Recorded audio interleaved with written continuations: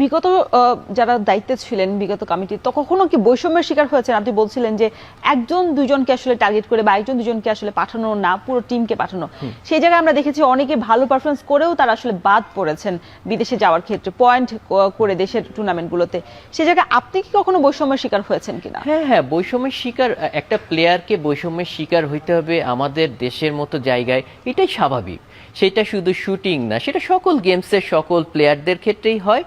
সেইটা অ্যাকচুয়ালি সেটা হইতে পারে কোচের মাধ্যমে, সেটা হইতে পারে কমিটির মাধ্যমে, কিন্তু এই জায়গাগুলো থেকে না ট্রান্সপারেন্ট দরকার। যেমন যেগুলো বড় বড় কান্ট্রি আমাদের শুটিংয়ের বেস্ট, তারা সবাই ট্রান্সপারেন্ট। আপনি সিলেকশন কম্পিটিশন দিবেন, ট্রান্সপারেন্ট। আপনি কতগুলো সিলেকশন কম্পিটিশন দিবেন, সব ট্রান্সপারেন্ট। এই জিনিসগুলো আমাদেরকে যখন আসবে আমাদের বাংলাদেশে, আমি নেক্সট যারা আসবেন আমি চাবো যে আপনারা ট্রান্সপারেন্ট সব কিছু করেন। যে ভালো সে ভালো, যে ভালো সেই বাইরে যাবে, যে ভালো সেই পার্টিসিপেট করবে, কিন্তু ট্রান্সপারেন্ট জিনিসটা যাতে থাকে, মানে স্বচ্ছতার সাথে কাজ করার বিষয়টা। আপনি বলছিলেন যে আপনিও বৈষম্যের শিকার হয়েছেন, দু একটা গল্প যদি একটু শুনতে চাই, যে আসলে আপনি হয়তো টার্গেট করে রেখেছেন আপনি ওই টুর্নামেন্টে গেলে আপনি এত অ্যাচিভমেন্ট করবেন, তবে আপনি সেখানে সুযোগই পাননি আসলে ভালো করেও। এইটা হয়েছিল হচ্ছে আমার সাথে 2014 সালে কমনওয়েলথের আগে। এইটা আমি আমাদের 8টা কম্পিটিশন হয়েছিল, 8টার ভিতরে 7টা কম্পিটিশনের ওখানে 2জন প্লেয়ার যাওয়ার কথা ছিল, বাট আমি আর বাকি ভাই অলমোস্ট সিলেক্ট ছিলাম। লাস্ট কম্পিটিশন আমার জ্বর আসে, জ্বরের জন্য আমি কম্পিটিশনটা করতে পারি না।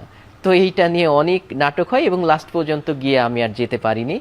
তো এইটাই আমার সাথে একটা বড় হয়েছিল। এবং 2017 সালে আমি যখন গোল্ড পাই ইয়ারগান চ্যাম্পিয়নশিপে, তারপরে বড় একটা টিম যায় আপনার জার্মানি বা বিভিন্ন জায়গায়, কিন্তু আমি ওইখান থেকে কি কারণে যেতে পারিনি আমি জানি না।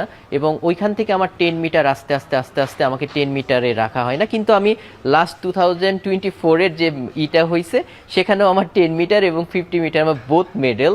এবং আমার আল্লাহর রহমতে এত বছর হয়েও আমার কোনো মেডেল মিস হয়নি 10 মিটার এবং 50 মিটার। মানে আপনি সদুত্তর কোনো কিছু জানতে চাননি যে আসলে কেন আপনি বাদ পড়েছিলেন? দেখেন, আপনি যখন বাদ পড়বেন তখন আপনি আসলে কার কাছে গিয়ে বলবেন? জিনিসটা এমন হয় যে আপনি যদি কোচের কাছে বলেন, কোচ বলে আমার ডিসিশন না। আপনি যদি কোনো কর্মকর্তার কাছে বলেন, বলবে আমার ডিসিশন না। আসলে ডিসিশনটাকে এটা একেবারেই হাইট থাকে, আমি জানি না এখন পর্যন্ত। হয়তো বা কখনো যদি আমি ফেডারেশনের ওই পর্যায়ে যেতে পারি, তখন আমি আসলে বুঝতে পারবো আসলে ডিসিশন মেকটা কে করে। আমরা আপনার গল্প শুনবো আর কি, কথা শুনবো যে আপনার আসলে ভবিষ্যতে কি টার্গেট।